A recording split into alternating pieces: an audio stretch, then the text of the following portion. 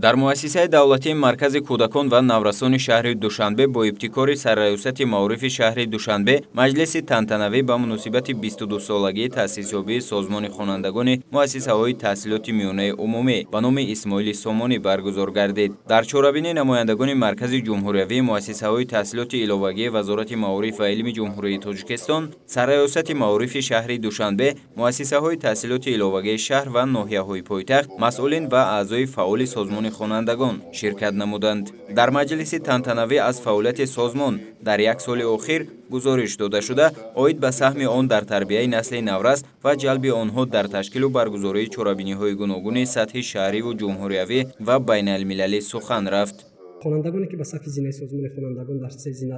қабул карда мешаванд, ин тибқи талаботи низомномаи созмони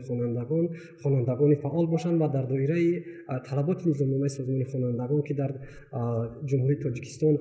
дар санаҳои 9 сентябр ва 26 феврал рӯзи таъсисёбии созмони хонандагон ба сафи зинаи созмони хонандагон қабул карда мешаванд. Созмони хонандагон дар муассисаи таълимии шаҳри Душанбе ин як ташкилоти худидораи кӯдакону наврасон мебошад ва дар муассисаи давлатии маркази кӯдакону наврасони шаҳри Душанбе дар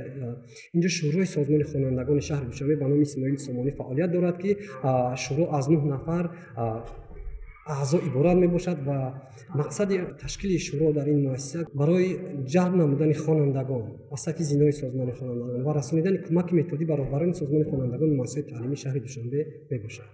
созмони хонандагон ташкилоти ҷамъиятии худидораи хонандагони муассисаҳои таҳсилоти миёнаи умумӣ буда, фаъолияти он баҳри тарбияи насли наврас дар рӯҳияи ватанпарвариву худшиносии миллӣ, эҳтиром ба арзишҳои соҳибистиқлолӣ, омӯзиши фарҳангу тамаддуни миллӣ ва ба ин васила парвариши шаҳрванди комили дорои ҳисси баланди масъулиятшиносиву худогоҳӣ ва ватандӯстӣ равона гардидааст. фаъолияти созмони хонандагон дар муассисаҳои таълимӣ тавассути зинаҳои ахтарон, ворисони Сомониён ва Сомониён амалӣ гардида, ҳоло дар шумораи умумии хонандагони муассисаҳои таҳсилоти миёнаи умумии шаҳри Душанбе зиёда аз 180 000 нафарашон ба узвияти созмони мазкур пазируфта шудаанд. дар идома ба як гурӯҳ фаъолон аз ҳисоби роҳбарони созмони хонандагони муассисаҳои таълимии пойтахт барои ташаббусу эҷодкорӣ, иштироки фаъолона дар корҳои ҷамъиятӣ ва саҳмгузорӣ дар пешбурди кори худидораи хонандагон, ифтихорномаҳои шӯрои ҷумҳуриявӣ ва шаҳрии созмони хонандагони муассисаҳои таҳсилоти миёнаи умумӣ ба номи Исмоили Сомонӣ тақдим карда шуд.